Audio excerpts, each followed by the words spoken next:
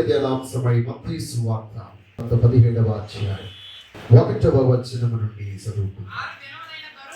6 దినములైన తరువాత యేసు పేతురును యాకోబును అతని సహోదరుడైన యాకోబును వెంట పెట్టుకుని ఎత్తైన ఒక కొండ మీదకి ఏకాంతముగా పోయి వారి ఎదుట రూపాంతరము పొందెను. ఆయన ముఖము సూర్యుని వలె ప్రకాశించెను, ఆయన వస్త్రములు వెలుగు వలె తెల్లని వాయును. ఇదిగో మోషేయు ఏలియాయు వారికి కనబడి ఆయనతో మాటలాడుచుండిరి. అప్పుడు పేతురు, ప్రభువా, మనం ఇక్కడ ఉండుట మంచిది. నీకిష్టమైతే ఇక్కడ నీకు ఒకటియు, మోషేకు ఒకటియు, ఏలియాకు ఒకటియు 3 పర్ణశాలలు కట్టుదునని యేసుతో చెప్పాను. అప్పుడు ఇంకనూ మాటలాడుచుండగా ఇదిగో ప్రకాశమానమైన ఒక మేఘము వారిని కమ్మెను. ఇదిగో ఈయన నా ప్రియ కుమారుడు, ఈయన యందు నేను ఆనందించుచున్నాను, ఈయన మాట వినుడని ఒక శబ్దము ఆ మేఘములో నుండి పుట్టింది. శిష్యులు ఈ మాట విని బోర్లపడి వెక్కిలి భయపడగా యేసు వారి యొద్దకు వచ్చి వారిని ముట్టి లెండి, భయపడకూడని చెప్పాను. వారు కన్నులెత్తి చూడగా యేసు తప్ప మరి ఎవరునో వారికి కనబడలేదు. చదవబడినటువంటి ఈ లేఖనంలో నుండి దేవుడు మనతో మాట్లాడును గాక. ఆమేన్. ప్రియమైన బిడ్డలారా, ఈ సమయమందు మన వాక్యాంశం రూపాంతర అనుభవం. యేసుక్రీస్తు వారు సంఘమును గూర్చి ఒక ఉన్నతమైన ప్రత్యక్షతను అనుగ్రహింపజేశారు. బిడ్డలారా, మత్తయి సువార్త 16వ అధ్యాయంలో మనం చూసినప్పుడు 16వ అధ్యాయంలో యేసుక్రీస్తు వారు శిష్యులందరినీ పిలిచి వారితో ఆయన చెప్పిన మాట, ఇదిగో ఈ బండ మీద నా సంఘమును కట్టుదును అని ప్రత్యేకంగా పేతురుతో చెప్పారు. ఈ సంఘము ఎదుట పాతాళ లోకపు ద్వారములు నిలవనేరవు అని చెప్పి ఉన్నాయి. అవన్నీ చెప్పి ఆయన యెరూషలేములోనికి వెళ్ళి ఆయన పొందబో మరణమును గూర్చి, సిలువ వేయటం గూర్చి ఆయన ఆ అధ్యాయపు చివరి భాగాల్లో తెలియజేశాడు. ఇవన్నీ తెలియజేసిన తదుపరి యేసుక్రీస్తు వారు తనతో పాటు 3 తన వెంబడి తీసుకుని పోయాడు. దేవునికి స్తోత్రం కలుగునుగా. తన వెంట వచ్చిన ఆ 3 ఎవరు అనగా పేతురు, యాకోబు, అతని సహోదరుడైన యోహాను. ఎందుకు దేవుడు 3 మాత్రమే తన వెంట పెట్టుకుని వెళ్ళాడు? యేసుక్రీస్తు వారి దగ్గర 12 శిష్యులు ఉన్నారు. ఇంకా చెప్పాలంటే 70 మంది శిష్యులు ఆయన వెంబడి ఉన్నారు. వారందరినీ కాకుండా ఎందుకు ఈ 3 తీసుకుని వెళ్ళి ఉన్నాడు? అది కూడా ఆయన వెంట పెట్టుకుని వెళ్ళినట్లుగా మనము చూస్తూ ఉన్నాం. బిడ్డలారా, ఏలయనగా పేతురు రాబో కాలంలో ఒక ఉన్నతమైన నాయకుడిగా సంఘమును స్థాపించుటకును సంఘమును నడిపించుటకును శక్తిమంతుడని దేవుడు ఎరిగిన వాడిగా ఉన్నాడు కనుక పేతురుని తన వెంట పెట్టుకుని వెళ్ళి ఉన్నాడు. దేవునికి స్తోత్రం. యోహాను, ఎందుకు దేవుడు యోహాను వెంట పెట్టుకుని వెళ్ళాడు? యోహాను యాకోబునంటే ఈ యోహాను యాకోబు ఇరువురు కూడా ప్రభువైన యేసుక్రీస్తు వారిని అమితముగా ప్రేమించిన వారు. ఎల్లప్పుడూ ఆయన రొమ్మును ఆనుకుని ఉన్న వ్యక్తి యోహాను. యోహాను ఎప్పుడు కూడా యేసయ్య రొమ్మును ఆనుకుని ఉన్నట్టుగా లేఖనాల్లో మనం చూస్తాం. యోహాను సువార్త 13:24 కూడా ఆ రొమ్మును ఆనుకున్నటువంటి యేసును యోహాను గురించి అక్కడ చెప్పబడుతుంది. అయితే ప్రియమైన యాకోబు యోహాను ఇరువురు కూడా జెబెదయి కుమారులు. ఇరువురు యొక్క తల్లి యేసుక్రీస్తు వారికి ఒక దినాన విన్నవించుకుంది, రూపాంతరపు అనుభవంలోనికి వెళ్ళాలంటే మనలను యేసయ్య వెంట పెట్టుకుని తీసుకువెళ్ళే వారముగా మనం ఉండాలి. దేవునికి స్తోత్రం కలుగుగా. ఎందుకు యేసయ్య వారిని వెంట పెట్టుకుని వెళ్ళాడు? మిగిలిన వారిని ఎందుకు వెంట పెట్టుకుని వెళ్ళలేదు? యేసయ్యలో స్వార్థం ఉందా? కాదు. మిగిలిన వారిలో వెంట పెట్టుకుని వెళ్ళగలిగే గుణ లక్షణాలు లేవు. దేవునికి స్తోత్రం కలుగుగా. హల్లెలూయా. ఈ రోజు మనందరము కూడా క్రీస్తు యొక్క రూపాంతర అనుభవంలోకి వెళ్ళగలిగినట్లు దేవుడు కోరుకుని ఆ లక్షణం మనలో ఉండును గాక. దేవుడు ఆశించే ఆ గుణం మనలో ఉండును గాక. ఆయన ఇష్టపడేది మనలో ఉండును గాక. హల్లెలూయా. యేసయ్య ఇష్టపడడానికి నీ సౌందర్యం, నీ అందం, నీ యొక్క ధనము, నీ ఆస్తిపాస్తులు ఏమీ అక్కర్లేదు. ఒక కుష్టి రోగి సహితం యేసయ్యకు వచ్చి నీకు ఇష్టమైతే నన్ను శుద్ధిని చేయమన్నప్పుడు నీవు శుద్ధిపరచుట నాకు ఇష్టమే అని ప్రభు చెప్పాడు. దేవునికి స్తోత్రం. చెప్పువాడు మాత్రమే కాదు, ఆయన ముట్టి బాగు చేశాడు. ఈ రోజు మనమందరము కూడా మన యొక్క జీవితంలో మనం ఎలాంటి వారముగా ఉన్నా సర్వశక్తి గల దేవునికి ఇష్టమైన వారముగా మన ముందుము గాక. పేతురు అనేకమైన సందర్భంలో ప్రభువు చెప్పాడు, ప్రభువా నేను నీ కొరకు ప్రాణము పెట్టడానికైనా సిద్ధంగా ఉన్నానని. నీకు మరణము దూరమవునుగాక, నేను నీ స్థలంలో మరణిస్తానన్నాడు. అంతేకాదు యోహాను, జెబెదయి కుమారుడు యోహాను, యాకోబులు ఒకరిని చంపడానికైనా సిద్ధంగా ఉన్నవారు. ప్రభువుని గురించి ఒకనొక సమయంలో ఎవరో పొరపాటుగా మాట్లాడాలని, ప్రభువా నీవు సెలవి, అగ్ని ఆకాశం నుండి దిగి వచ్చి వారిని కాల్చేస్తామని చెప్పేసి అన్నారు. Either to die or to kill. నీవు ప్రభు కొరకు నిలబడినట్లయితే, ప్రభు కొరకు నీ ప్రాణం ఇచ్చుట కొరకైనా, ప్రాణమును తీసుట కొరకైనా మనం ఎవరి ప్రాణం తీయట్లేదు. ప్రభు యొక్క అద్భుతమైన కృపను బట్టి దేవుని యొక్క సన్నిధిలో మనందరము దేవుని పొందుకుంటున్నాం. దేవునికి స్తోత్రం కలుగుగా. హల్లెలూయా. అందుకొరకు ప్రభువు వారిని వెంట పెట్టుకుని వెళ్ళాడు. ఈ రోజు మనమందరం అనేకమైన సందర్భాల్లో నేను దేవుణ్ణి సేవిస్తున్నాం, దేవుణ్ణి ఆరాధిస్తున్నాం అంటున్నాం. ఈ రోజు మీరు యేసయ్యను వెంట పెట్టి మీరు వచ్చినారా? యేసయ్య మీతో కూడా వచ్చారా? యేసయ్య మీతో కూడా వెంట పెట్టుకుని వచ్చినట్లయితే, లేకపోతే ఆయన మిమ్మల్ని వెంట పెట్టుకుని వచ్చినట్లయితే, ఈ రోజు నిశ్చయముగా దేవుని యొక్క సన్నిధిలో గొప్పమైన అనుభవంలోకి వెళ్ళబోతున్నారు. దేవునికి స్తోత్రం కలుగుగాక. హల్లెలూయా. 6 దినములైన తరువాత, అంటే ఎన్నో దినం? 7వ దినం, ఆదివారం, ఆరాధన దినం, దేవుణ్ణి ఆరాధించే దినం. మీ జీవితంలో దేవుని సన్నిధికి వచ్చుట్లో ఆ నిర్లక్ష్యము తొలగిపోవాలంటే యేసయ్యను వెంట పెట్టుకుని మీరు రావాలి, లేక ఆయన మిమ్మల్ని వెంట పెట్టుకుని దేవుని సన్నిధికి రావాలి. దేవునికి స్తోత్రం కలుగుగా. హల్లెలూయా. ప్రభువు ఎవరినైతే తన వెంట పెట్టుకుని వస్తాడో వారు ఉన్నతమైన అనుభవంలోనికి వెళతారు. దేవునికి స్తోత్రం. ఈ లేఖన భాగంలో మనం చూసినట్లయితే ఆయన వారిని వెంట పెట్టుకుని ఒక ఎత్తైన ఒక కొండ మీదకి ఏకాంతంగా పోయి వారి ఎదుట రూపాంతరం పొందిన. దేవునికి స్తోత్రం కలుగుగా. ఏ రోజు మనము ఎత్తైన ఉన్నతమైన అనుభవములోనికి వచ్చుదుము గాక. హల్లెలూయా. ఉన్నతుడైన దేవుణ్ణి ఆరాధించడానికి ఉన్నతమైన మనస్సు దేవుడు మనకు అనుగ్రహించును గాక.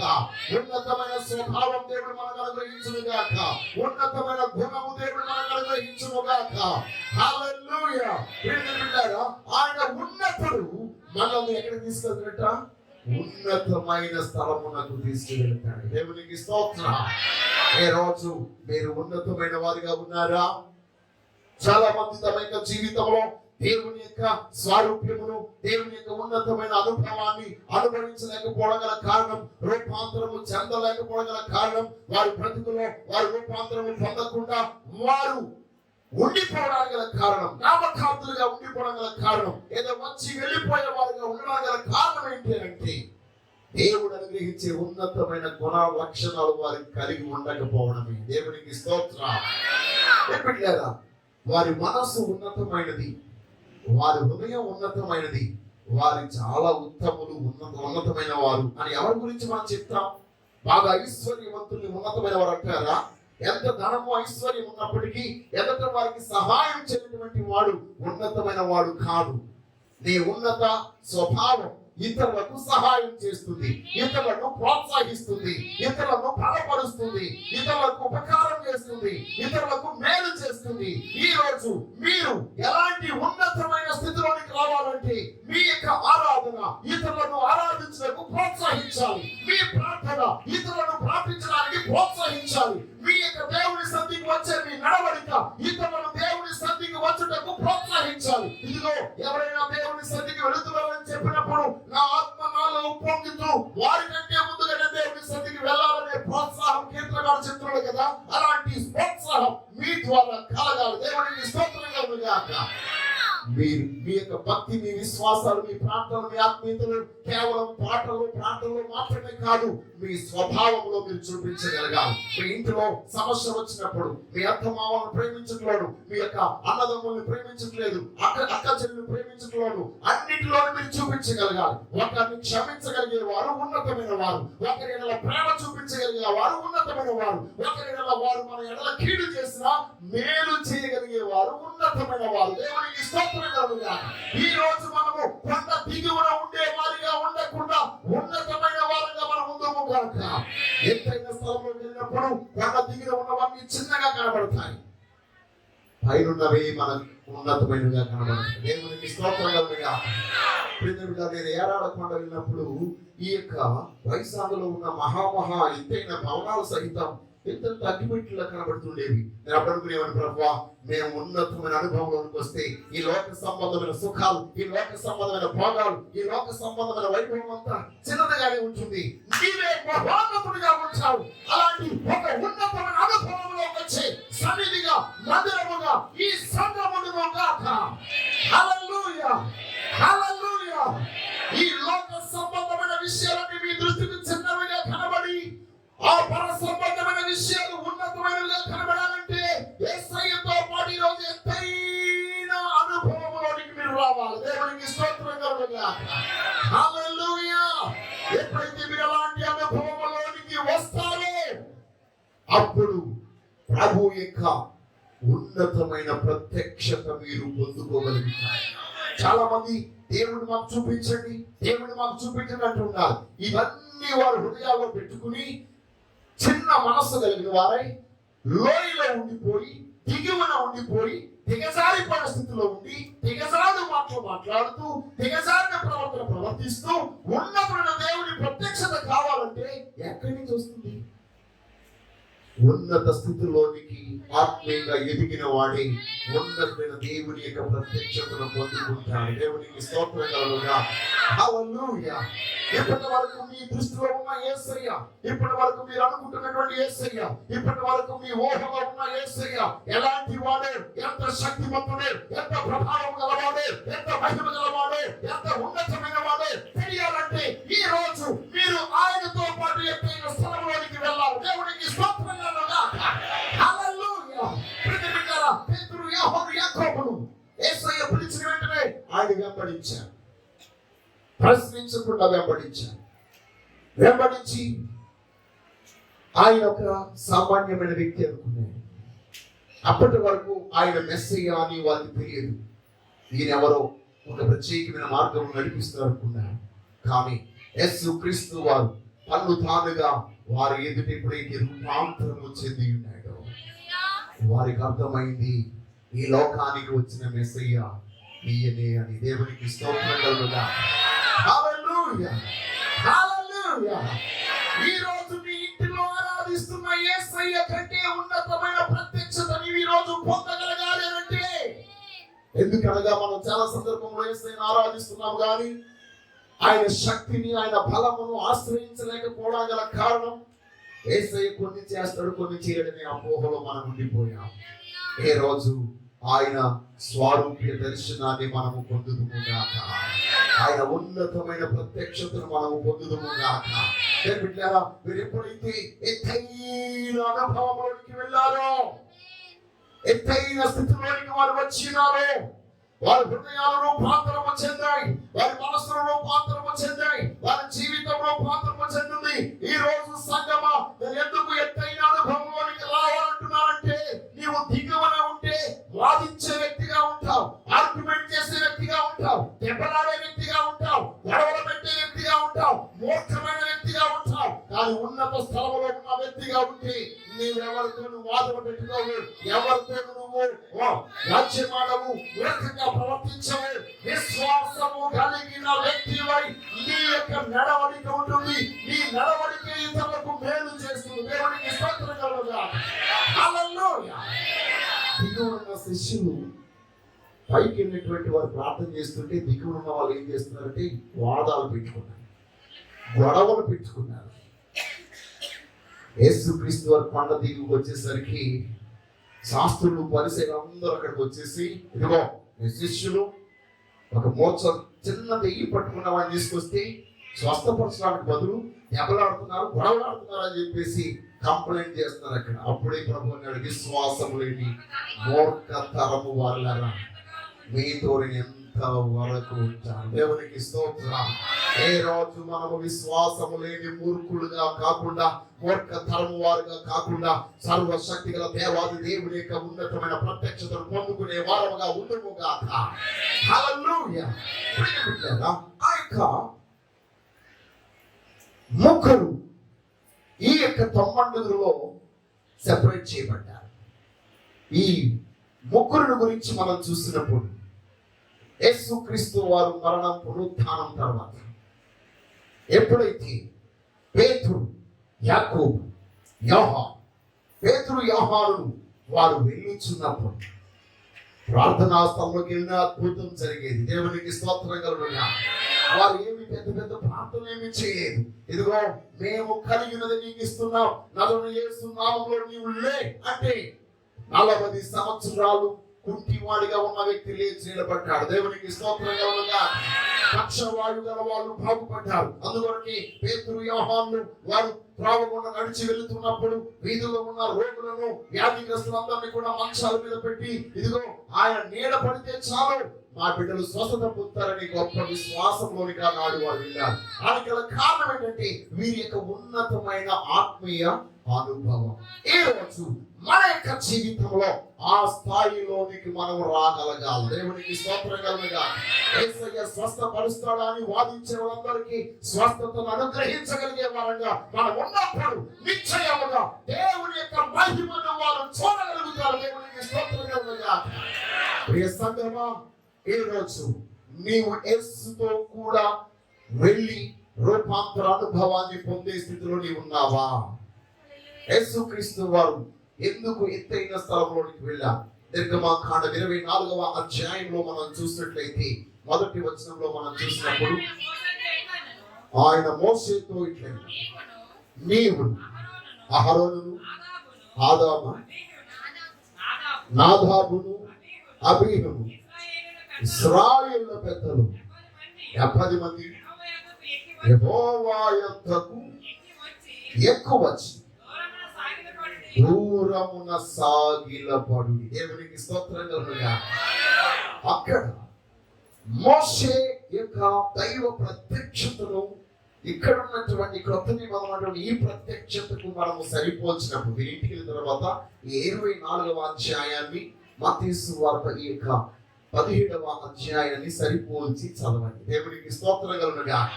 యేసుక్రీస్తు వారికి 72 మంది శిష్యులు ఉన్నారు. అక్కడ కూడా ఇశ్రాయేలు పెద్దలు 70 మంది ఉన్నారు.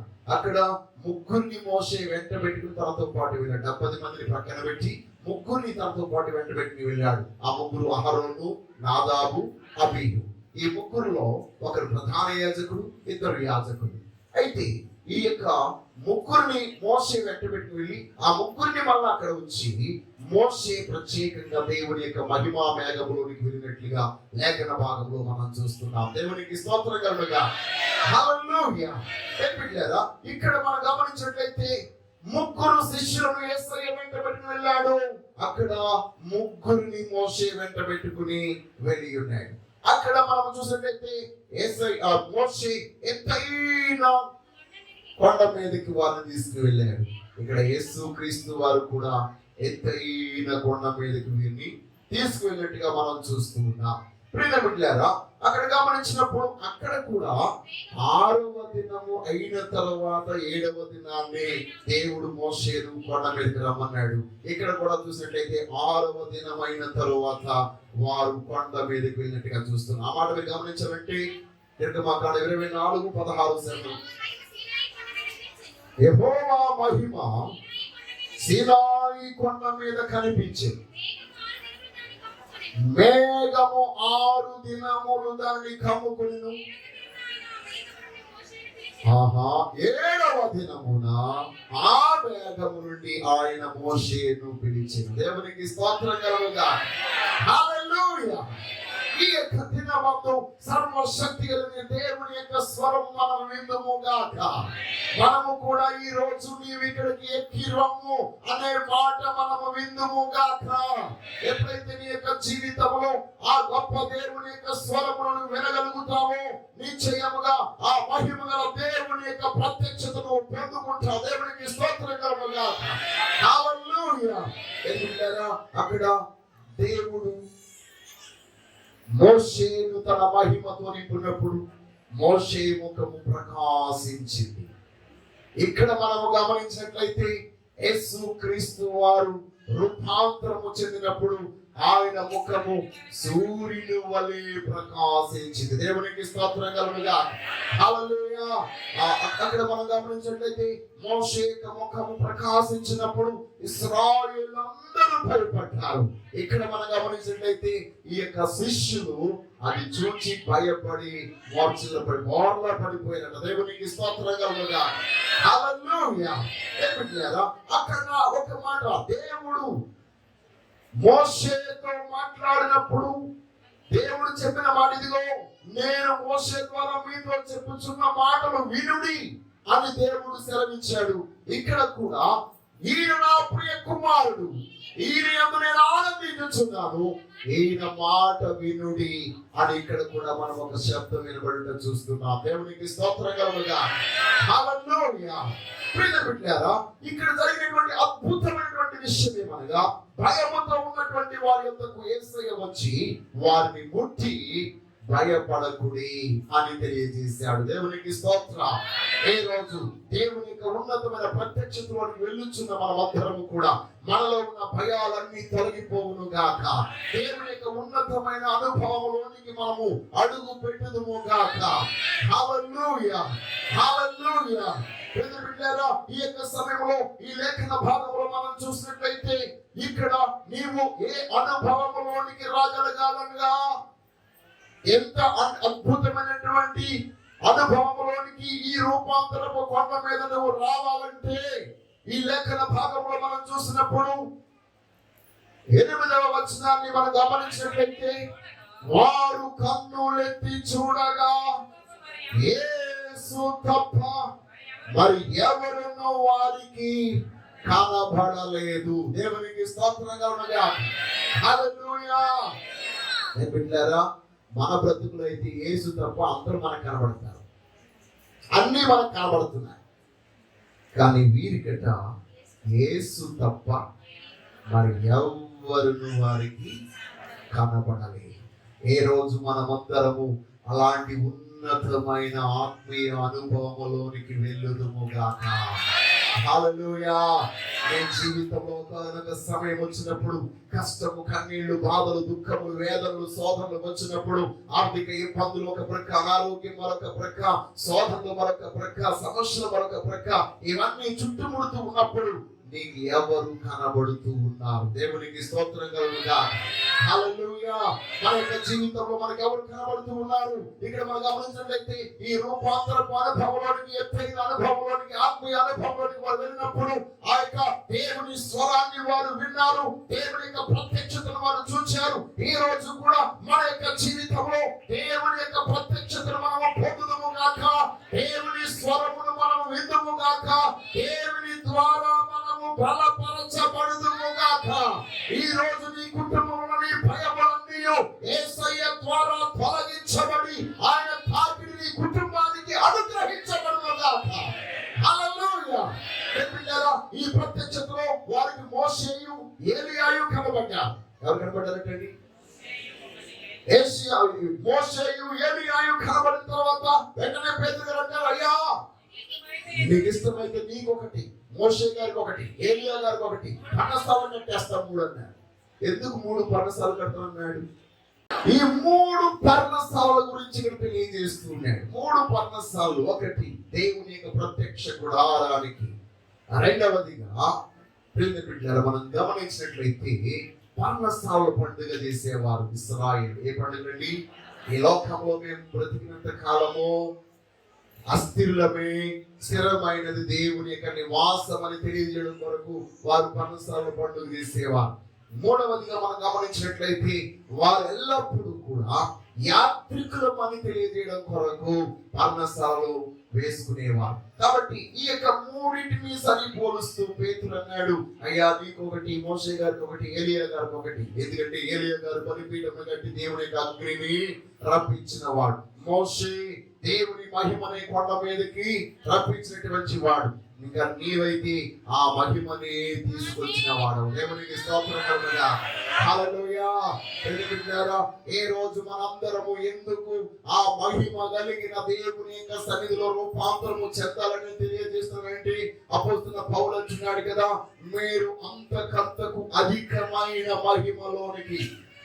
కొరింథీయులకు రాసిన 2వ పత్రిక 3వ అధ్యాయంలో మనం చూసినట్లయితే 18వ వచనం, మనమందరమును ముసుగు లేని ముఖముతో ప్రభు యొక్క మహిమ అర్థము వలె ప్రతిఫలింపచేయుచు మహిమ నుండి అధిక మహిమను పొందుచు ప్రభువుకు ఆత్మచేత ఆ పోలికగానే మార్చబడుచున్నాము. దేవునికి స్తోత్రం కలుగుగాక.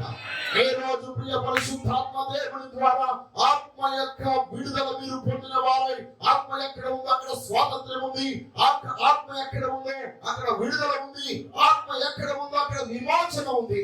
అంతేకాదు ఆత్మ చేత నడిపించబడిన వారందరూ ఆయన కుమారులుగా కుమార్తెలుగా తీర్చబడుతున్నారు. ఆ ఆత్మ ద్వారా మహిమ నుండి అధిక మహిమలోనికి మనమందరము ఆయన పోలికగా రూపాంతరము చెందుతున్నాము. నమ్మిన వారందరూ చప్పట్లు దేవుని మహిమ పొందుతారు. హల్లెలూయా.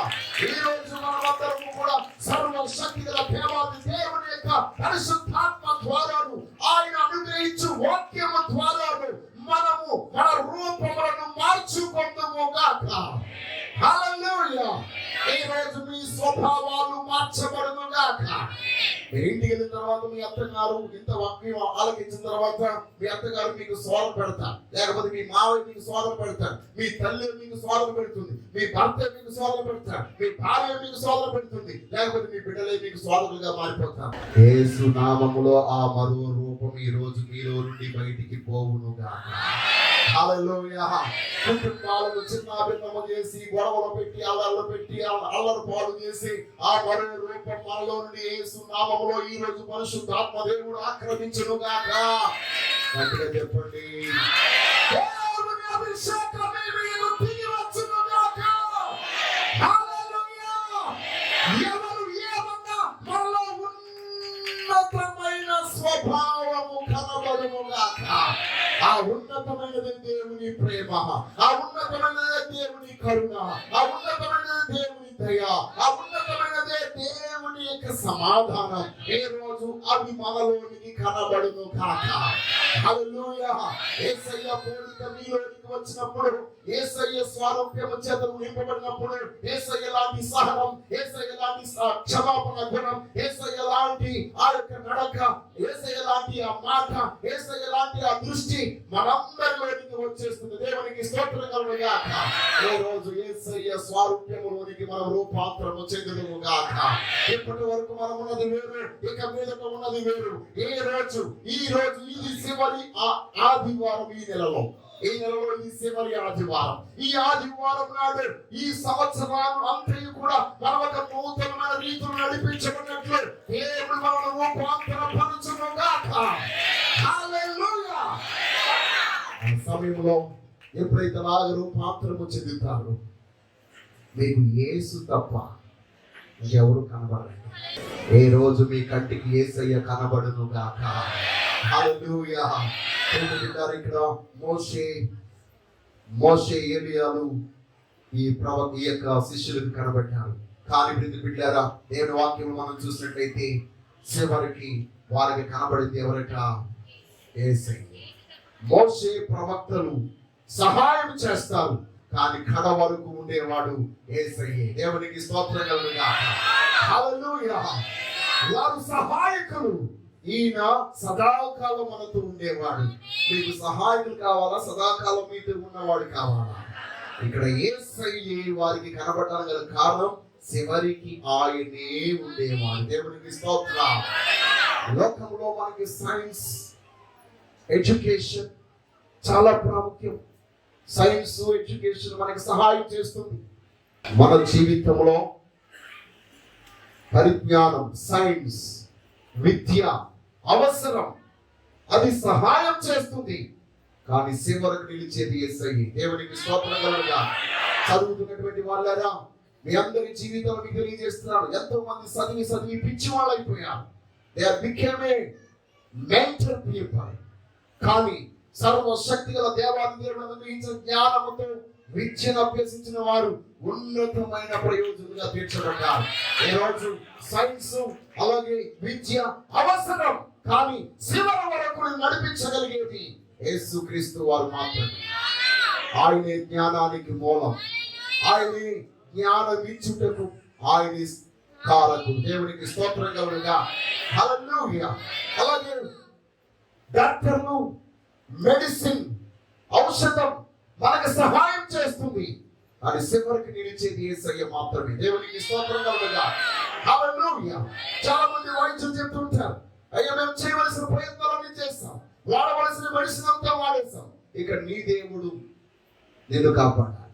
దేవుడా నీవే డాక్టర్నే చెప్తాం, అయ్యా మీరే దేవుడు అండి, మీరు తప్ప మాకెవరు ఆశ్రయించడం లేదండి అంటే వాళ్ళు అంటారు, అమ్మా మేమేమి చేయలేము, మేము చేయవలసినంత చేస్తాం, దేవుడే మీకు దిక్కు. వాళ్ళు చెప్తే మనకు కనబడట్లేదు. ఈ రోజు మెడిసిన్ కంటే, వైద్యుడి కంటే సర్వశక్తుల యేసయ్య స్తుత వరకు ఉండి వాడని ఈ రోజు నీకు ప్రత్యక్షమవును గాక. ఆ ప్రభువు నీ బిడ్డలకున్న బలహీనత, నీ భర్తకున్న బలహీనత, నీకున్న బలహీనత, నీ కుటుంబంలో ఉన్న బలహీనత అంతటి యేసు శక్తివంతమైన నామములో ఆయనే విడుదల చేయగలవాడని ఈ రోజు నీకు ప్రత్యక్షమవును గాక. హల్లెలూయా. హల్లెలూయా. హల్లెలూయా. ఈ రోజు యేసే మనకి కనబడును గాక. పెద్దలు ఉన్నారు, మన బంధువులు ఉన్నారు, డబ్బున్న వాళ్ళు ఉన్నారు, వాళ్ళందరూ అప్పుడప్పుడు సహకారులుగా ఉండొచ్చు, కానీ అన్ని సమయాల్లో వాళ్ళు సహకారులుగా ఉన్నారు. నిన్ను ఆర్థికమైన ఇబ్బంది భయంకరంగా నిన్ను కుదిపేసినప్పుడు అందరినీ అందరి నుంచి వెళ్ళిపోతారు, చివరికి నీతో పాటు ఉండేది యేసయ్య. దేవునికి స్తోత్రం. ఈ రోజు ఆ ఉన్నతమైన దర్శనంలోనికి మీరు వస్తురు కాక, ఆ ఉన్నతమైన ప్రత్యక్షతలోకి మీరు వచ్చిందరు కాక, యేసు తప్ప మరి ఎవ్వరు మీకు కనబడకుందరు కాక. ఇక్కడ ఈ మాట ఎందుకు ఇంత ముక్కు చిత్రం తెలుసా? 3 సువార్తల్లో కూడా ఈ మాట ఉంది. 3 సువార్తల్లో కూడా ఇదే మాట, యేసు తప్ప మరి ఎవ్వరు వారికి కనిపించలేదు. చూడండి, మార్కు సువార్త 9వ అధ్యాయం 8వ వచనంలో ఆ మాట మనకు కనబడదు. వెంటనే వారు చుట్టూ చూసినప్పుడు ఎవరు తప్ప ఎవరు కనపడదట? యేసు తప్ప మరి ఎవ్వరును వారికి కనబడలేదంట. 9వ అధ్యాయం లూకా సువార్త కూడా మనం చూద్దాం. 36వ వచనంలో మనం చూస్తున్నాం. ఆ శబ్దం వచ్చిన తర్వాత యేసు మాత్రమే ఆగపడెను. తాము చూచిన వాటిలో ఒకటియు ఆ దినంలో వారు ఎవరికి తెలియజేయక వారు ఊరకుండిరి. దేవునికి స్తోత్రం కలుగునుగా. ఈ 3 లేఖనాల్లో మనం చూసినప్పుడు యేసు తప్ప వారికి ఇంకెవ్వరూ కనబడలేదంట. దేవునికి స్తోత్రం కలుగునుగా. హల్లెలూయా. దేవుడా, మ్యూజిక్ అలాగే ఆర్ట్ తాళంతులు ఇవన్నీ కొంతవరకే కనబడతాయి, కొంతవరకే పని చేస్తాయి. కానీ యేసయ్య ఎప్పుడు మనతో కూడా ఉంటాడు. దేవునికి స్తోత్రం. హల్లెలూయా. బిడ్డలారా, నీ ఆర్థిక పరిస్థితుల్లోనేమి, నీ కష్టకాలంలోనేమి, నీ వ్యాధి కాలంలోనేమి, నీ బాధ కాలంలోనేమి, నీ చింత కాలంలోనేమి నీకెవరు కనబడుతున్నారు? చాలా మందికి వారి తల్లిదండ్రులు కనబడతారు, అన్నదమ్ములు కనబడతారు, అక్క చెట్లు కనబడతారు, స్నేహితులు కనబడతారు, సహకారులు కనబడతారు. వారందరూ సహాయం చేస్తారని వెళ్ళినప్పుడు వారికి నిరుత్సాహం కనబడుతుంది తప్ప ప్రోత్సాహం కనబడదు. కానీ ఈ రోజు మనందరినీ ప్రోత్సహించడానికి, మనను బలపరచడానికి, మనకున్న పరిస్థితులన్నింటినీ మార్చడానికి యేసు తప్ప మనకు ఎవరు కనబడట్లేదు. దేవునికి స్తోత్రం కలుగునుగాక. యేసయ్య మనతో కూడా ఉన్నాడు. ఆయన చెప్పిన మాట కడ వరకు సదాకాలం మీతో కూడా, మరణంలో కూడా ఆయన మనతో ఉన్నవాడు. దేవునికి స్తోత్రం. హల్లెలూయా. ఈ రోజు నీ జీవితంలో నీవు నిరుత్సాహంలో నుండి, సహాయకుల నుండి ఉన్న నిన్ను ఆయన ఎత్తైన స్థితిలోనికి, ఉన్నతమైన స్థితిలోనికి, రూపాంతరపు అనుభవంలోని నిన్ను తోడుకు వెళ్ళడానికి ఇష్టపడుతున్నాడు. యేసయ్యతో కూడా నువ్వు బయలుదేరితే, యేసయ్యతో కూడా నువ్వు బయలుదేరితే నీకున్న ప్రతి పరిస్థితులు అవంతటా ఆవి తొలగిపోతాయి. దేవునికి స్తోత్రం కలుగునుగాక. నీవు ప్రభుతో కూడా ఉండి ఆయన గొప్ప అభిషేకాన్ని పొంది ఆత్మచేతను బలపరచబడి నూతనమైన కృపలో నువ్వు ముందుకు సాగినప్పుడు ఆయన మాట తప్ప మరొకటి నీకు వినబడుతుంది. ఈ రోజు నీకు చాలా మాటలు వినబడుతున్నాయి కదా. ఒక కష్టం, సమస్య, బాధ రాగానే ఎవరెవరో ఎన్నో రకాలైన సలహాలు ఇస్తూ ఉంటారు. ఈ అన్ని సలహాల వల్ల చేయవలసింది మనం చేయడం మానేసి చేయకూడదని చేసేస్తూ ఉంటాం. అలాంటి పరిస్థితిని బట్టి మన జీవితం చాలా కష్టాలు పాలైపోతూ ఉంటాం. కానీ రోజు యేసు మాట మాత్రమే మనం విందుముగాక. యేసయ్య మాట వినగలిగే రూపాంతరపు అనుభవం మనకు వచ్చునుగాక. ఎందుకు నేను యేసయ్య మాట వినడానికి రూపాంతరం చెందాలంటున్నాను? బిడ్డలారా, మీరు చాలా సందర్భంలో పిల్లలతో మీరు మాట్లాడుతున్నారు. మీరు కన్న పిల్లలే కానీ మీ మాట వారు వినుటలేదు కదా. వింటున్నారండి? ఎందుకు వినట్లేదు? వాళ్ళలో వేరొక రూపం ఉంది, వారిలో వేరొక నీడ ఉంది. మిమ్మలను ప్రేమించకుండా, మీ మాటకు లోపడకుండా చేసే శక్తి ఏదో వారిలో ఉంది. అందుకొరకు వారు మీ మాట వినట్లేదు. అవునట కదంట. చెప్పండి, మీ రక్తం పంచుకున్న వాళ్ళు కదా, మీ కష్టార్జితం అంతా తినేస్తున్నారు కదా, 3 కోట్లు. అవునంటారు కదండి. ఏమండి, పాపం వాళ్ళంటే ఇష్టం లేదని వాళ్ళు అంటున్నారు, కానీ ఇష్టం లేకుండా వారు వస్త్రాలు వెతుకుతున్నారు. ఇష్టం లేకుండా వాళ్ళ కోసం తెల్లవారు లేచమ్మో నా కూతురు, నా కొడుకు కడుపు మాడిపోతుందని చెప్పేసి వాళ్ళకి మీరు టిఫిన్లు అయితే చేసి పెడుతున్నారా? ఇష్టం లేకుండానే వాళ్ళకి మంచం మీద పడుకుని పెడుతున్నారా? ఇష్టం లేకుండా ఇంట్లోకి చేరదీస్తున్నారా? కానీ వాళ్ళు మాత్రం ఏమంటున్నారు? మేమంటే మీకు ఇష్టం లేదు. ఈరోజు మీరెవరో వారికి ప్రత్యక్షమవునుగాక. మీరెవరో వారికి ప్రత్యక్షం అవ్వాలంటే మీరు కూడా ఈ రోజు యేసయ్య రూపంలోనికి వచ్చుదురుగాక. అంతకు ముందు పేతురు చెప్పిన మాట ఎవరో వినలేదు, కానీ యేసయ్య రూపం తనలోనికి వచ్చినప్పుడు, యేసయ్య శక్తి తనలోనికి వచ్చినప్పుడు 11 మందిలో ఒక్కడుగా లేచి అప్పుడు మాట్లాడుతుంటే అక్కడ విన్న వారందరూ యేసయ్య మాటలు, పేతురు చెప్పిన మాటలన్నీ విన్నారు. దేవునికి స్తోత్రం. పేతురు మాటలు విన్న వారందరూ హృదయాలు గుచ్చుకున్నాయట, వారి హృదయాలు నచ్చుకున్నాయట, వారు మార్పు చెందారు. అయ్యా, మేము మారు మనసు పొందాలంటే మేము ఏం చేయాలి? ఈ రోజు మన గృహాలలో పరిపూర్ణమైన మారు మనసు వచ్చును గాక. అలాంటి రూపాంతర అనుభవము మీ ద్వారా దేవుడు అనుగ్రహించును గాక. కాబట్టి ఈ రోజు నీవు నీ కుటుంబానికి ప్రతినిధిగా, ఒక తల్లిగా, తండ్రిగా నువ్వు వచ్చావేమో, నీ ఇంటి వాళ్ళందరూ రాలేదేమో, ఎవరందరూ వ్యతిరేకంగా మాట్లాడుతున్నారేమో. అయితే ఈ రోజు నీవే నీ ఇంటికి ప్రతినిధి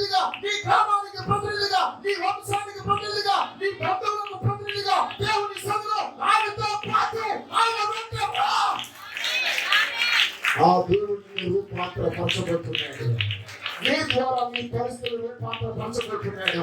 ఇప్పటి వరకు ఉన్న బాధలు మనకి చాలు, కష్టాలు మనకి చాలు, నిందలు మనకి చాలు, అవమానం మనకి చాలు, బాధలు మనకి చాలు, ఆర్థిక ఇబ్బందులు చాలు. ఇక మీదట ఒక రూపాంతరపు అనుభవంలోకి మనం ప్రవేశిద్దాం. హల్లెలూయా. అది జరగాలంటే మనం మారాలి. మనం మారాలంటే ఆత్మీయ స్థితిలో మనం ఉన్నతమైన శిఖరానికి చేరాలి. అది చేరగాలంటే మన వల్ల వద్దు. ఆయనే మన చెయ్యి పట్టుకుని తన వెంట పెట్టుకుని తీసుకెళ్ళాలి. దేవునికి స్తోత్రం. బిడ్డలారా, ఒకళ్ళు వెంట పెట్టుకుని వెళ్ళమంటే వాళ్ళకి ఇష్టం ఉంది కాబట్టి కాదు, వాళ్ళకి నచ్చింది కాబట్టి కాదు, వాళ్ళు కోరుకున్నారు కాబట్టి కాదు. వీడికి ఇష్టం లేకపోయినా, వీడు కోరుకోకపోయినా, వీడికి నచ్చకపోయినా వెంట పట్టుకుని తీసుకెళ్తూ ఉంటాం కదా. ఈ రోజు మీ పిల్లలు మీరు స్కూల్ తీసుకెళ్తున్నారు, ఎటువంటి తీసుకెళ్తున్నారు? ఎందుకని? వాడికి స్కూల్ వెళ్ళడానికి ఇష్టం ఉందా? లేదు. చదవడానికి ఇష్టం ఉందా? లేదు. కానీ వీడి ప్రయోజకుడు కావాలి, ఉన్నతమైన వారు కావాలి, గొప్ప వారు కావాలి. అందువరకే మనం వెంట పట్టుకుని తీసుకెళ్తున్నాం. ఈ రోజు నీకు ఇష్టం లేకపోయినా, నీకు నచ్చకపోయినా, నా దేవుడు ప్రేమమయుడు కనుక ఆయన తన వెంట పెట్టుకుని ఉన్నతమైన స్థితిలోకి తీసుకెళ్తున్నాడు. అదే చెప్పండి. హల్లెలూయా, హల్లెలూయా, హల్లెలూయా, హల్లెలూయా. ఈ రోజు మనం దరిద్రం వెంటాడడానికి, కష్టం వెంటాడడానికి, దుఃఖం వెంటాడడానికి, అప్పులు వెంటాడడానికి కారణం ఏంటి? మనం యేసయ్య వెంట లేదు కాబట్టి. ఈ రోజు యేసయ్య వెంట వద్దాం, యేసయ్య వెంట వద్దాం. మన వెంట పుడికే ఏ దరిద్రం ఉండదు, ఏ శోధన ఉండదు. ఈ రోజు మళ్ళా చెప్తున్నా నేను, దేవుడు నూతన సంవత్సరంలో ఈ 1వ నెల ఈ రోజు అయిపోతుంది. కానీ దేవుడు తను చేసే కార్యం ఇప్పుడే మొదలైంది. దేవునికి స్తోత్రం. హల్లెలూయా, హల్లెలూయా, హల్లెలూయా. మనం మారిపోతున్నాం. దేవునికి స్తోత్రం. ఎంతగా మారిపోతున్నామంటే దేవుని శక్తిని కనపరిచే వారిగా, దేవుని మహిమను కనపరిచే వారుగా, వాదాలు పెట్టుకునే వారము కాదు, గొడవలు పెట్టుకునే వారము కాదు, విశ్వాసం లేని మూర్ఖులుగా కాదు, ఓ విశ్వాసపు శక్తి కలిగిన వారముగా మనం మారిపోతున్నాం. ఎందుకంటే ఆయన మనల్ని ఏం చేస్తున్నాడు? పట్టుకునే తన వెంట తీసుకువెళ్తున్నాడు. దేవునికి స్తోత్రం కలుగుగా. హల్లెలూయా. నీవు ఊహించని సమయంలో, నీవు అనుకోని సమయంలో ఆయన నిన్ను చెయ్యి పట్టుకుని లాగుతున్నాడు. ఆయన వెంట రమ్మంటున్నాడు. నీ ఆత్మీయ జీవితాన్ని సరిచేయడం కొరకు, నీ ప్రార్థన జీవితాన్ని సరిచేయడం కొరకు. ఇప్పటి వరకు నువ్వు చేసిన ప్రార్థన కాదు, ఆరాధన కాదు, దేవుని సన్నిధికి వచ్చుట కాదు. ఇప్పుడు ఒక నూతన అనుభవంలోనికి దేవుడిని తీసుకెళ్ళబోతున్నాడు. నిజమైన ఆరాధికుడిగా ఇక్కడ చూడండి, ఆ యేసయ్యను చూసి వారు ఆరాధించడం మొదలు పెట్టారట. యేసయ్యా, నీవెవరు అనుకున్నావయ్యా, నీవెంత గొప్ప దేవుడువా. ఈ రోజు మన కుటుంబం ప్రభు వెంబడి వెళ్ళుగాక. హల్లెలూయా. యేసయ్యను వెంబడించే మనసు వారికి ఇవ్వబడునుగాక. యేసయ్యే కావాలని వారే తమంతట తాము వచ్చుదురుగాక. కష్టం వచ్చిన తర్వాత, నష్టం వచ్చిన తర్వాత, కాలో చెయ్యో ఇరిగిపోయిన తర్వాత, అవయవాలు దెబ్బతిన్న తర్వాత కాదు, ఆరోగ్యం ఉన్నప్పుడే నాకు యేసయ్య కావాలని వారు అంటున్నాక. వారు అలాగనాలంటే మొదట మీరు రూపాంతరము చెందాలి. ఇప్పటి వరకు మీరు కత్తించారు, తిట్టారు, గసిరారు, లేకపోతే వాళ్ళని ఏదో విధంగా మార్చాలని మీ శక్తి అంతటినీ కూడబెట్టి ఇంటిలో గందరగోళం అయిపోయి వీధిలో ఉన్న వాళ్ళందరూ వచ్చి ఎంత వాళ్ళ ఇంట్లో ఏదో లేనట్టు మన ఇంటికి వచ్చి చూసినప్పుడు మనకు ఎంతో హృదయం బద్దలైపోయింది కదా. ఏ రోజు నుంచి ఆ పరిస్థితి మార్చబడి మన స్వరము కాదు వినపడవలసింది, యేసయ్య స్వరము మన మూర్ఖమైన బిడ్డలకు వినబడును గాక. వారిలో మార్పును తీసుకురాగలిగే స్వరం ఈ రోజు నుంచి మన ఇంట్లో వినబడును గాక. మన ఆర్థిక పరిస్థితిని మార్చగలిగే యేసయ్య స్వరము వినబడును గాక. ఏ మాట వింటే రోగము పోతుందో ఆ మాట యేసయ్య ఒక్క మాట పలుకు, నా దాసుడు స్వస్థత పొందుతాడని ఆ దాసుడు చెప్పాడు కదా. నా ఇంటికి నువ్వు రావాల్సిన లేదు, నీ మాట వస్తే చాలన్నాడు కదా. ఈ రోజు మన ఇంటికి యేసయ్య మాట వచ్చునుగా. ఆమేన్, ఆమేన్, ఆమేన్, ఆమేన్. అవును ప్రియ సహోదరి సహోదరులారా, మనం చాలా అలసిపోయాం, చాలా సమస్యపోయాం. ఎప్పటికీ సమస్యలు తీరవా, మా బ్రతికింతేనా, మా జీవితం ఇంతేనని మనం దుఃఖపడుతూ ఉన్నాం. ఈ రోజు దుఃఖపడి ఏడ్చి శాపానికి మనము ఆశ్రయించడానికి అవకాశం ఇచ్చాం కాదు, ఆత్మ చేత నింపబడిన వారమై దేవుని సముఖంలో ప్రార్థన చేద్దాం. దేవుడు మనకు విజయం ఇచ్చును గాక. దేవుడు మనల్ని విజయ ఫలంలో నడిపించును గాక. ఆయన ఆత్మ శక్తి చేత మనమందరము రూపాంతరము చెందుదుము గాక. ఆమేన్, ఆమేన్. దేవుడి మాటలు బట్టి అందరూ దీవించును గాక.